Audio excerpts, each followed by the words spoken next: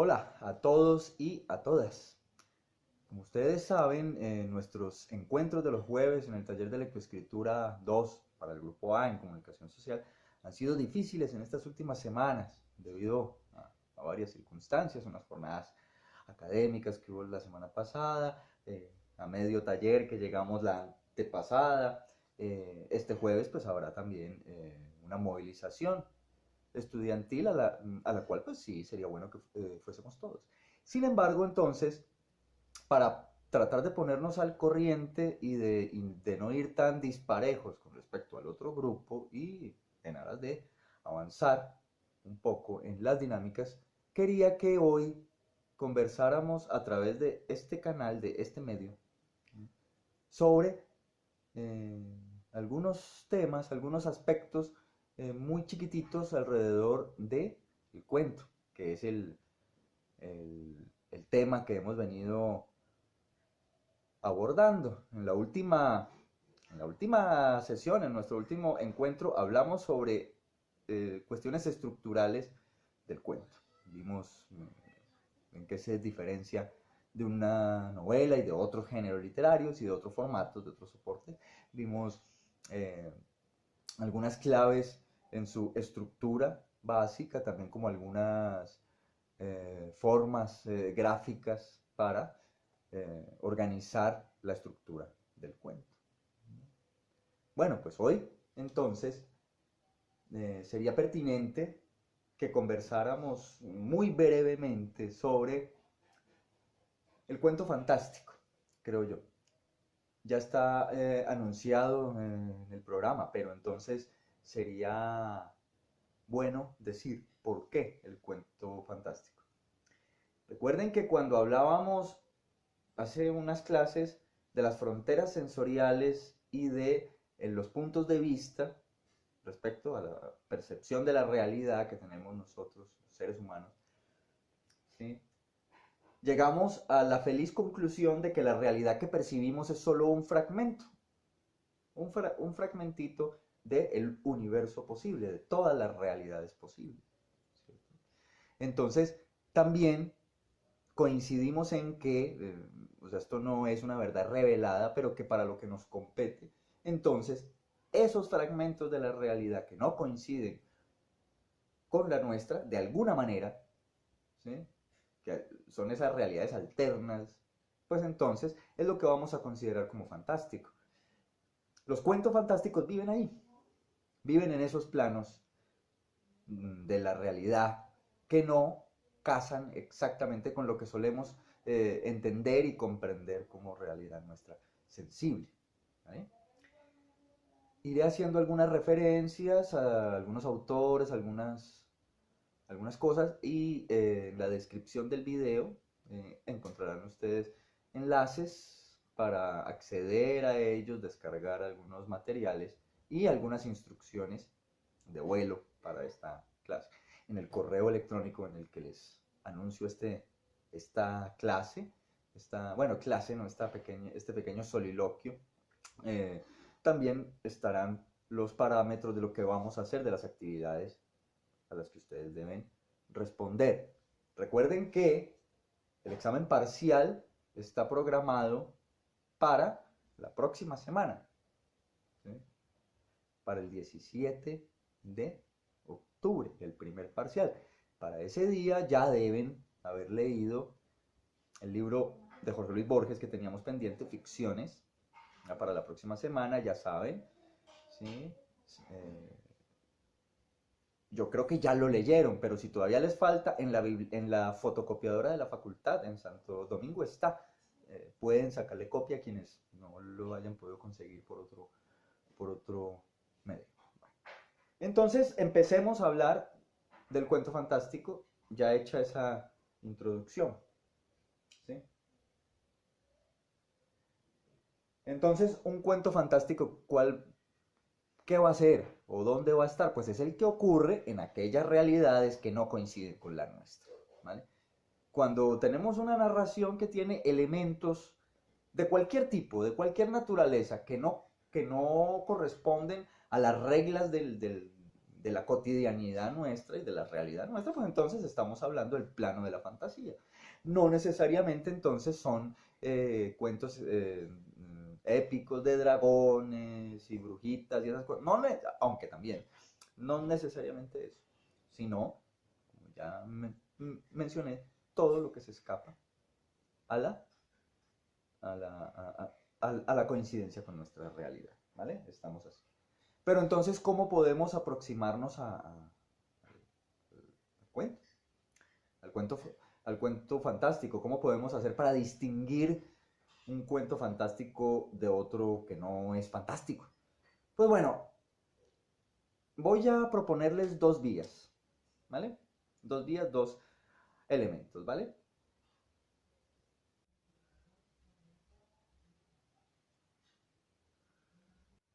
Bueno, el primer elemento es el tiempo. El tiempo, como elemento poroso, es maleable también, ¿no? Ya eso nos lo dice la física contemporánea, ¿no? La física cuántica y la física moderna también. ¿Sí? El tiempo también es susceptible de ser manipulado como cualquier otro elemento. Ya Einstein podía y pudo entrever el comportamiento tanto de materia como de onda de la luz y lo mismo del tiempo, del espacio y del tiempo. ¿Vale? Y ha sido también una preocupación humana desde siempre, desde tiempos inmemoriales. Algunos filósofos como Kant, por ejemplo, sostienen que el tiempo es una categoría del pensamiento simplemente, o sea que es un invento humano, entonces no existe realmente. Otros, si nos remontamos a Grecia y por allá atrás, pues dicen que efectivamente el tiempo es un elemento físico, que está allí, que nos atraviesa. ¿Ya? Entonces, no nos vamos a detener en honduras metafísicas, ¿sí? Sino que simplemente vamos a tratar de hacer la claridad de que el tiempo para nosotros es un factor importantísimo. ¿Sí? La manipulación del tiempo y el transcurrir del tiempo en nuestras narraciones, ¿sí? Es un factor importantísimo para contar historias. Y en este caso, si queremos saber o queremos construir también un cuento fantástico, pues jugar con el tiempo es una de las estrategias y es uno de los elementos que nos será de mucha utilidad. Por ejemplo, voy a poner el más claro de los ejemplos, el más evidente, el tiempo de los sueños. El tiempo de los sueños es relativo y es distinto al tiempo de la vigilia, o sea, cuando estamos despiertos. El tiempo pasa estirándose, estirándose. Hagan la prueba nada más ¿sí? Cuando duerman y sueñen. ¿Sí? En el sueño ustedes tienen la sensación de haber pasado cierta cantidad de tiempo, cierto lapso, haciendo cosas y cuando se despiertan realmente han dormido muy poco. ¿No? Y se despiertan cansados porque hay actividad física, ¿no? Actividad cerebral, pero ustedes están físicamente activos en ese plano de la realidad que no es este, es el del sueño. Por eso en el sueño evocamos lugares que no son. Dice, no, yo tenía la sensación en ese sueño de que estaba en la casa en mi casa de la infancia, pero no sé, pero lo estamos viendo y no se parece a la casa de la infancia.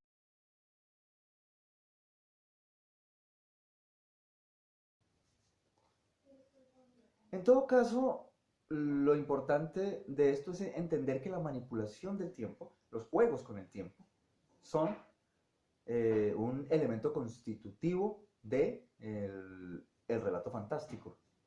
Jugar con el tiempo, estirarlo, comprimirlo, retrocederlo, adelantarlo de maneras inusuales para nuestra realidad, porque nuestra realidad tiene pues varios tiempos, sí, pero tenemos el tiempo cronológico, que es el tiempo exacto, el tiempo del reloj, el tiempo lineal, donde los segundos siguen los minutos, siguen las horas y así avanzando en un continuo.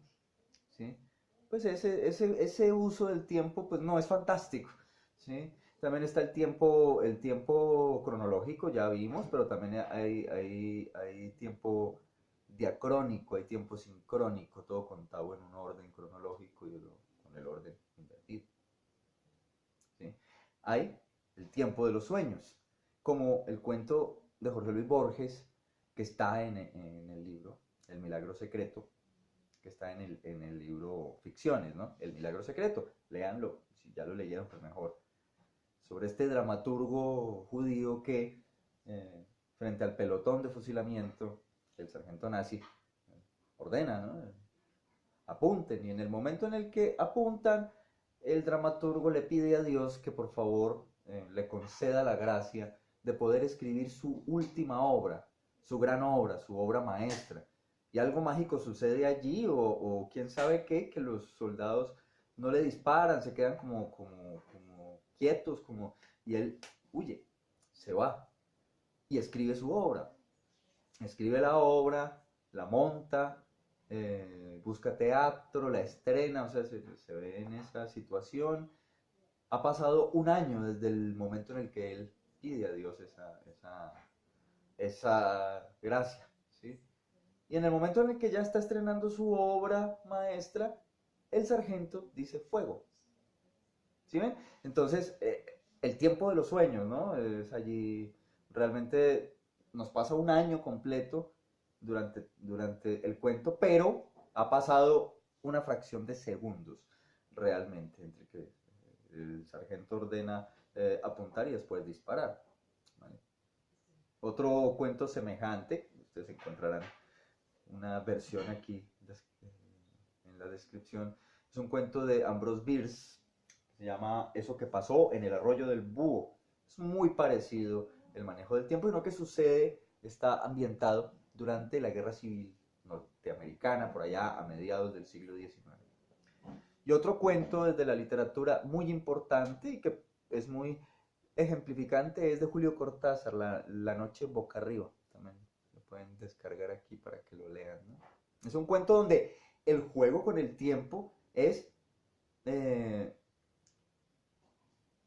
a semejanza de Borges, jugar con el tiempo de los sueños, pero también hay una filigrana finísima, porque se trata de un tipo que de hecho está inspirado en algo que le pasó a Cortázar. Cortázar alguna vez se accidentó en una motocicleta, ¿no? Y entonces a partir de ese accidente escribe este cuento que se llama La noche boca arriba. Un hombre va en su motocicleta por esquivar a una señora que se va pasando la calle, se estrella y se vuelve nada. Entonces va a dar al hospital con unas fiebres altísimas, y él tiene mucha fiebre y se duerme, y cuando se duerme sueña que es un guerrero de una tribu indígena mexicana, los motecas, es un nombre ficticio, pero bueno, sueña, y sueña que está siendo perseguido por unos guerreros rivales, y se despierta esporádicamente, se despierta y a su lado hay una enfermera que le está poniendo pañitos, bajándole la fiebre, y vuelve y se duerme, y reanuda el sueño, y sigue soñando que es un guerrero perseguido hasta que lo alcanzan los guerreros rivales de la tribu rival, lo alcanzan, lo llevan a la pirámide del sacrificio, y él se despierta y está, sigue con fiebre, está en el hospital, está con yeso y vendas y cosas, y se duerme alternativamente, vuelve y se duerme por la sedación, por todo, vuelve y se duerme, es el guerrero de nuevo que está siendo ya sacrificado, y allí en ese momento despierta completamente y cae en cuenta que él siempre ha sido un guerrero que estuvo soñando con que se accidentaba montado en un gran insecto metálico, pues, sí, entonces ahí termina el cuento, ¿ya? Entonces el juego que propone Cortázar con el tiempo aquí es invertirlo, ¿no?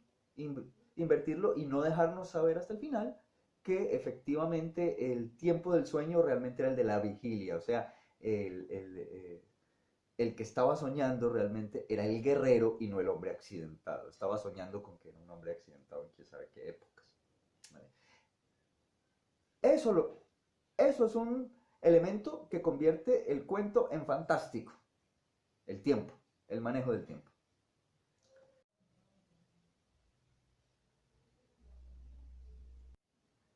Bueno, la fatalidad, la fatalidad. Vamos a entender aquí la fatalidad como, o desde la perspectiva de que ciertos procesos se cumplen fatalmente, o sea, irrevocablemente, sí o sí. mejor dicho, lo que los griegos llamaban la ananqué, o sea, el destino. Ese elemento de jugar con el destino como inevitable, como ineludible, no importa lo que los personajes se propongan para contradecirlo, para no cumplirlo, pero de todas maneras se cumple. Ese elemento del destino irrefutable convierte al relato en fantástico. También jugar con eso hace que la diégesis, o sea, el mundo posible de la historia donde ocurren las cosas, se desajuste ocasionalmente, ¿sí? Y se salga de los cánones de la realidad que estamos percibiendo. Entonces sería otra realidad, una realidad alterna, entonces fantástico. Y una combinación de ambos, ¿no? Combinar manejo del tiempo con la fatalidad, con el destino irrevocable, entonces pues tenemos la receta, digamos, casi que completa para un cuento fantástico. Ejemplos, ejemplos. Edipo, esa tragedia de Sófocles, el mito de Edipo, rey, es ejemplificante, ¿sí?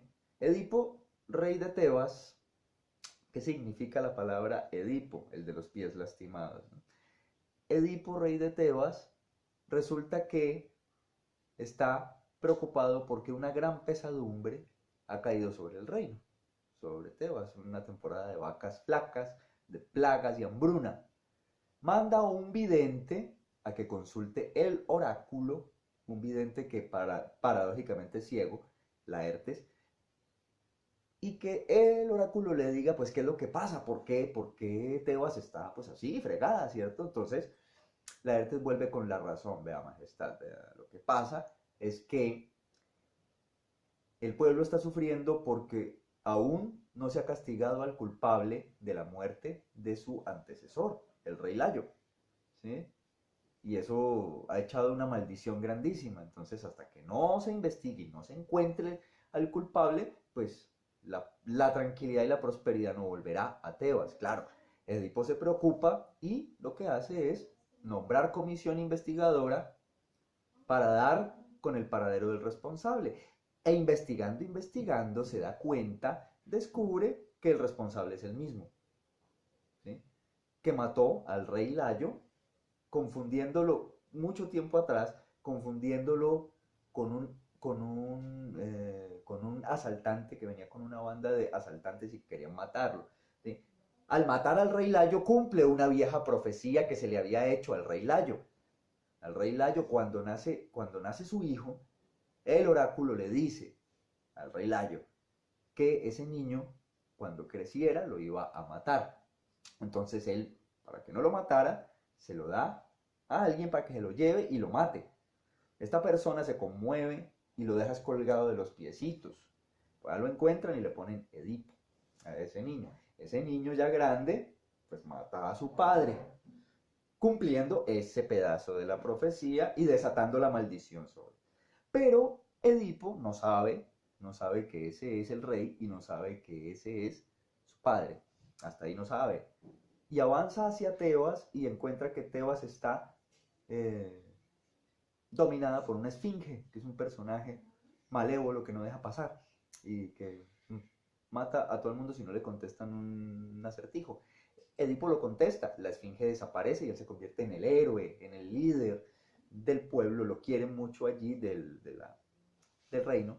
Y entonces la reina viuda, Yocasta, pues lo recibe, lo acoge y él, como el héroe que salvó Tebas, se casa con ella y tiene hijos con ella y fruto de esta investigación descubre que ella es su mamá. Entonces es papá y hermano de sus propios hijos. Al descubrir todo esto, Edipo, para que la maldición sobre Tebas se disipe, pues ha encontrado al culpable que es el mismo. Entonces se saca los ojos y se destierra, se va, se auto exilia. Si ven cómo el destino se cumple sí o sí, no importa todo lo que hagan los personajes para que no suceda, pero termina cumpliéndose. Otro elemento de lo fantástico. Hay un cuento que ustedes conocen, creo que los que han visto el taller conmigo el semestre pasado, ya lo conocen, pero es un cuento que va en este mismo sentido. Es una historia muy vieja, milenaria, que tiene innumerables versiones, pero la que más me gusta a mí es una de Jean Cocteau, un escritor francés de la primera mitad del siglo XX. El gesto de la muerte. Miren cómo es el juego con el destino. Voy a leer. Un joven jardinero persa dice a su príncipe: sálvame, encontré a la muerte esta mañana. Me hizo un gesto de amenaza. Esta noche por milagro quisiera estar en Ispahan. El bondadoso príncipe le presta sus caballos. Por la tarde el príncipe encuentra a la muerte y le pregunta: esta mañana, ¿por qué hiciste a nuestro jardinero un gesto de amenaza? No fue un gesto de amenaza, le responde, sino un gesto de sorpresa, pues lo veía lejos de Ispahan esta mañana y debo tomarlo esta noche en Ispahan. Ese es el sentido que tiene el jugar con el destino. El destino se cumple sí o sí. ¿Vale? Y un tercer elemento adicional allí sería mezclar lo real con lo imaginario hasta que en algún punto se fusiona eso y no se sabe qué es qué. Por ejemplo, Oscar Wilde escribió El retrato de Dorian Gray, que es una novela que está a medio camino entre lo real y lo fantástico. Con el elemento fantástico que tiene allí es el retrato que tiene Dorian Gray, que envejece, haciendo que él, no, que él se conserve joven. Al final se invierten los papeles cuando él apuñala el cuadro, toda la juventud de él pasa al cuadro. ¿Vale? Eso era lo que tenía, básicamente lo que tenía por decirles en este momento. ¿Vale? Y quería proponerles entonces ya al final de esta pequeña conversación, bueno, conversación es un decir, de este pequeño monólogo, proponerles un ejercicio que ustedes deben enviar a mi correo de manera individual. Y de manera grupal harán otra cosa con él. ¿Vale? Bueno. Que les diré luego. Van a escribir un relato fantástico, apelando a estos elementos que hemos revisado hoy. Lean las referencias que están puestas acá abajo en la descripción del video, ¿sí? Y pongan a volar la imaginación, ¿sí? Escriban un cuento fantástico, ¿sí? Voy a decirles unas excusas que tengo yo aquí con las que ustedes pueden jugar y pueden escoger con él, escribir sobre alguna de estas o varias o todas, ¿vale? O ninguna también, si no les gusta ninguna, pero les doy algunas excusas aquí. Una es viajes en el tiempo. La otra es derrumbe de las barreras de la mortalidad. O sea, personajes que viven más allá de lo normal, personajes que reviven, que no mueren, o que tienen capacidades físicas extraordinarias, ¿sí? Situaciones trágicas ineludibles, entonces jugar con el destino, ¿sí? Y por último, el tiempo diacrónico, o sea, jugar con el tiempo en desorden, ¿sí? Ustedes verán, esas son las propuestas que yo les hago, ¿vale? La propuesta es entonces que escriban el relato, escuchen bien las condiciones. Debe ser un relato que debe tener mínimo 500 palabras. 500 palabras y máximo 1500 palabras. Y debe llegar al correo del profesor, o sea, a mi correo. ¿Sí? Ustedes van a ver esto el día jueves, el día de la clase, pero lo pondré desde el miércoles, ¿no es cierto? Entonces, el jueves es 10 de octubre. Ese cuento lo entregarán a más tardar el domingo. ¿Sí? 10, viernes 11, sábado 12, domingo 13. a más tardar el domingo 13 de octubre al mediodía, en el correo del profesor. Yo veré, ¿vale? Y ese día estará listo otro video con la sesión siguiente, que no la vamos a... como tenemos que hacer el examen y hemos perdido dos, entonces esta es la primera de las dos para que nos pongamos al día. Agradezco la paciencia por haber visto este video y ojalá les haya sido de utilidad. Cualquier duda, cualquier pregunta, en los comentarios pueden hacerlas. Ya saben, los canales que tenemos de comunicación, mi WhatsApp, el Facebook, el correo electrónico también. Y pues sigan siendo muy felices y hasta la próxima. Chao.